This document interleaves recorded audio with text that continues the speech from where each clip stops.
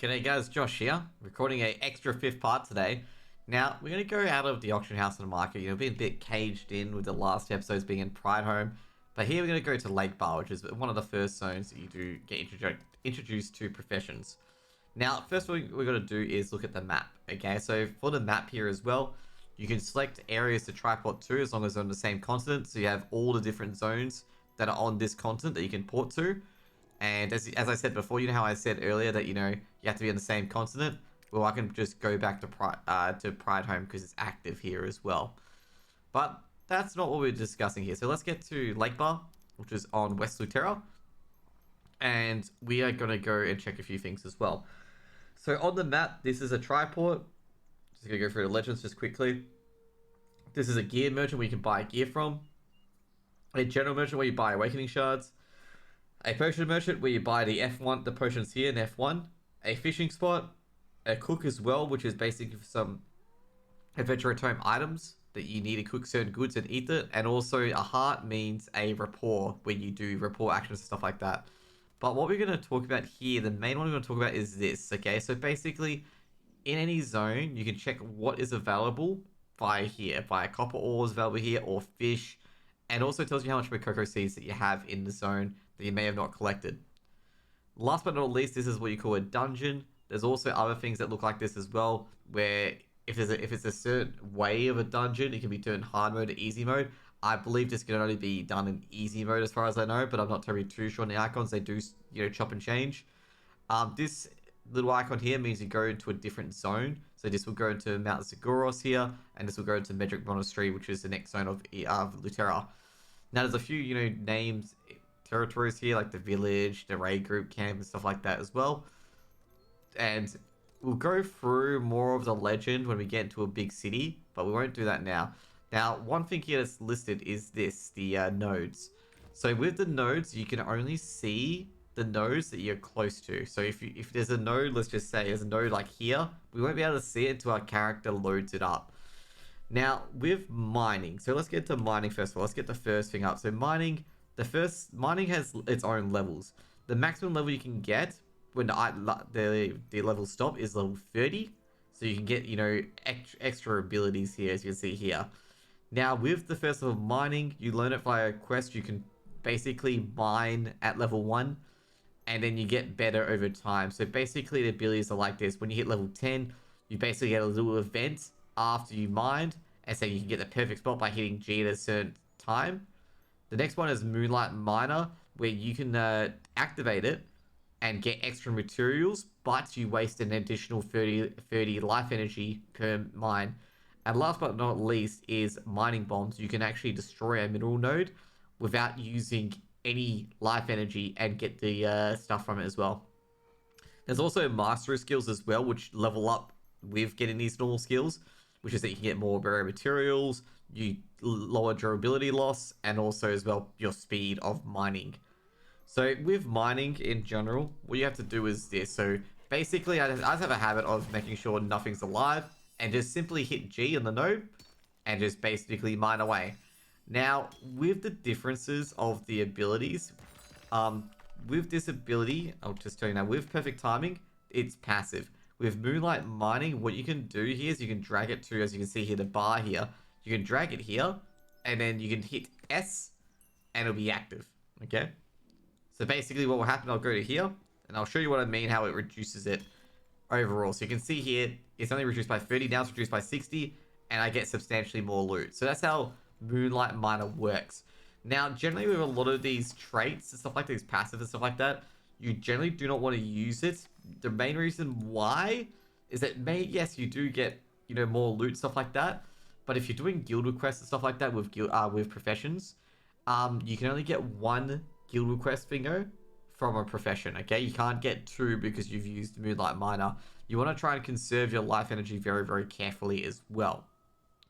So that's basically mining in a nutshell. It's just you hit G twice, mining nodes only last twice, and that's pretty much it.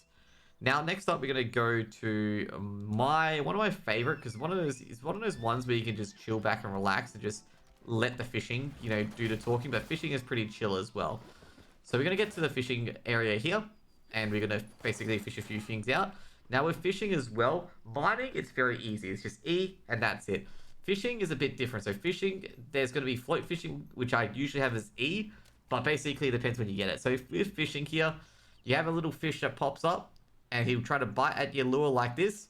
When the exclamation mark bar comes up, you hit E again, and then that's fishing done. And that's pretty much fishing for you, okay? That's pretty much fishing, not even kidding, by the way. Next up, we're going to go to Medric Monastery. So Medric Monastery has foraging. Well, actually, no, before we go, I didn't even discuss the fishing abilities. So with the fishing abilities as well, you can basically throw bait into the water, which basically makes a golden fish appear. So a golden fish generally has fusion support materials, or materials to make fusion support materials in the water for tier 2 and tier 3. This makes it more of a chance for it to appear, and some people use this to get those, materials because they need it. If not, I think you use some life energy as well to do it. Yep, you use 60 life energy when you use it. And I gotta say right now, probably not worth using because you get enough from doing a fishing session. Next up is barrel fishing. So there's these little traps here as well. So you can see here, you can basically install a trap here. So you can press G and install a trap. I don't usually install traps because I just basically fish it out. Last but not least is net casting. So you get 5 stacks of a buff every time you fish out something sometimes. It's a chance. And then when you get 5, you get into a little fishing mini game where you just basically have to hover spacebar in the perfect area. If you hover spacebar in the perfect or good areas, you get extra fishing mats. If not, you don't get too much. And this is basically the same as mining. So pretty much, fishing speed, durability, and, getting rare materials. And that's pretty much it. Also, as you can see here, mini game acquisition rate. This is for net casting. And that's pretty much it for fishing. Like, fishing's fairly easy to do. Next up, we're gonna get up to herbing. This will be a bit of a longer video, guys. Okay, this will be a bit of longer videos as we go to the different zones and stuff like that as well. Now with herbing's basically the same as mining. Okay, the good old G. Okay, G is your best friend herbing here. So as you can see here, you go up to a herb. If you're using mushrooms, if you're trying to herb mushrooms, you need to be level 10 to do this, okay? And I'll show you very quickly as well here. So basically, you can forage any of the flowers, but for mushrooms, you have to be level 10. And then you get this Essence of Vigor, which basically makes you move faster. And if you get 5 stacks of that and you have Green Thumb, it's like Moonlight Miner, but for herbing, but you can't cancel it. And this is where foraging can be a bit of a pain, is that when you get Green Thumb, you're using a lot of life energy to even do it in the end. Now with life energy as well, as you can see here, that it regenerates 33 life energy per 10 minutes. So if you need extra life energy, you can just wait 10 minutes and you get a bit on the side. Now we have discussed the tools before, but we're just getting more and more into the professions basically. And as you can see here that only mining and herbing is available here. Next up, we're going to go and do logging. And logging is a bit different. We're going to go to the Bilberine Forest, where I believe logging is. And we're also going to do hunting and excavating as well.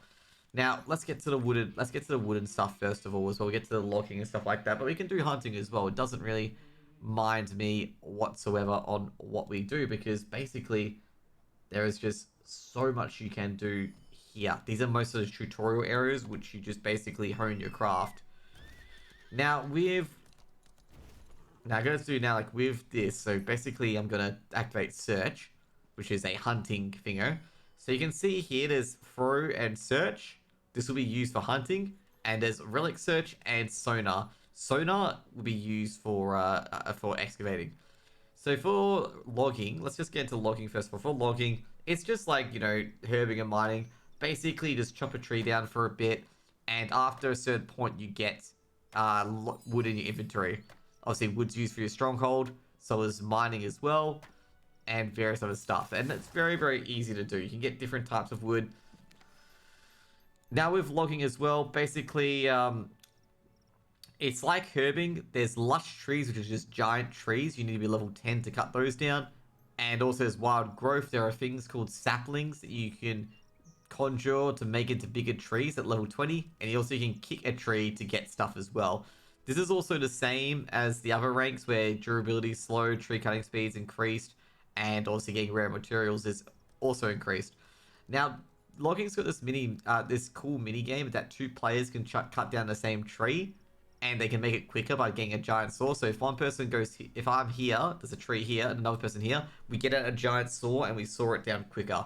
So it's actually one of the more unique games where you can saw down things quicker as a group. Now we're gonna try and find some animals to hunt, basically.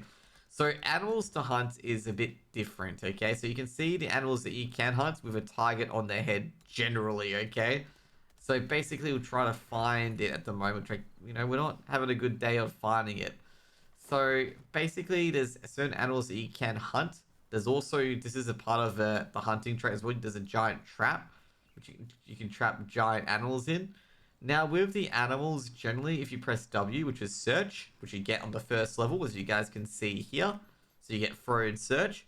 So search allows, puts a little target over the thing that you can hunt's head. So you know what you can hunt. It also, if you level 10, it also puts a target on nodes where animals could be hiding, basically. So be aware of that as well. And I'm not sure why there's no animals popping up around here, okay? I must be missing something, okay? I must be completely missing something altogether to not be seeing any of these animals.